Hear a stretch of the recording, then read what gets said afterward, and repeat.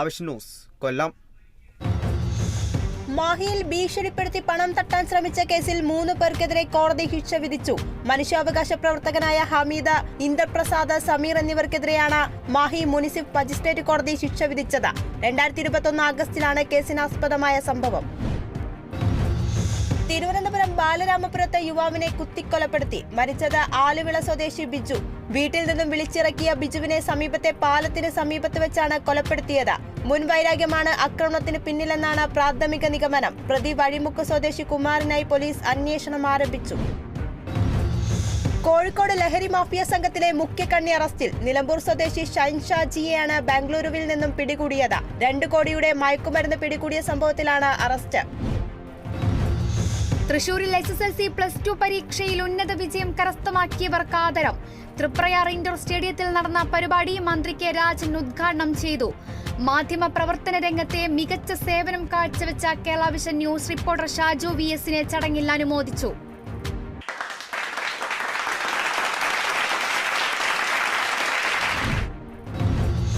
തൃശൂർ വരാന്തരപ്പള്ളിയിൽ ഉറങ്ങിക്കിടന്ന 10ാം ക്ലാസ് വിദ്യാർത്ഥി മരിച്ചു. മരിച്ചത് വെട്ടിങ്ങപ്പാടം സ്വദേശി മണികണ്ഠൻ. മരണകാരണം വ്യക്തമല്ല. ഉറങ്ങിക്കിടന്ന കുട്ടിയെ വിളിച്ചപ്പോൾ അനക്കമില്ലാത്തതിനെ തുടർന്ന് ആശുപത്രിയിൽ എത്തിച്ചെങ്കിലും മരിച്ചിരുന്നു. മൃതദേഹം മെഡിക്കൽ കോളേജ് ആശുപത്രിയിലേക്ക് മാറ്റി.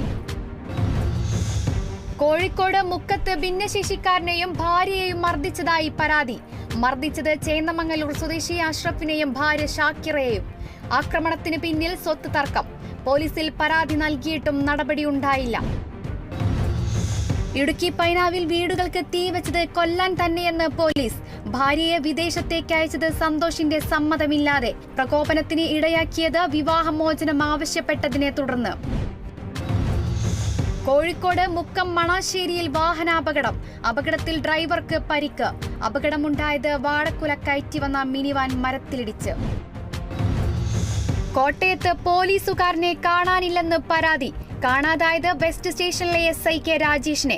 ജോലി സംബന്ധമായ മാനസിക സമ്മർദ്ദം നേരിട്ടിരുന്നതായും ജോലി കഴിഞ്ഞ് വീട്ടിലെത്തിയില്ലെന്നും കുടുംബം.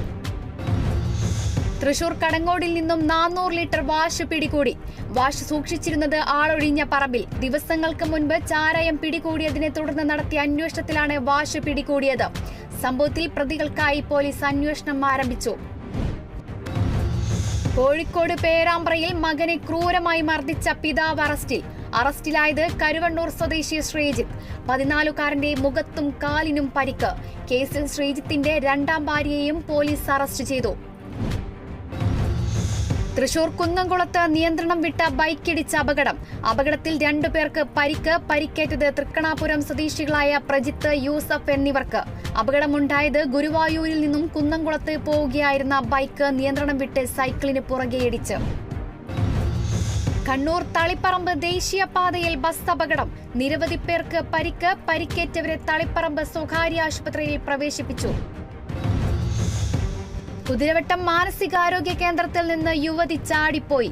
ഒഡീഷ സ്വദേശി രക്ഷപ്പെട്ടത് മതിൽ ചാടിക്കടന്ന്. കോഴിക്കോട്ടെ വീട്ടിലേക്ക് തിരികെ പോയതായി സൂചന.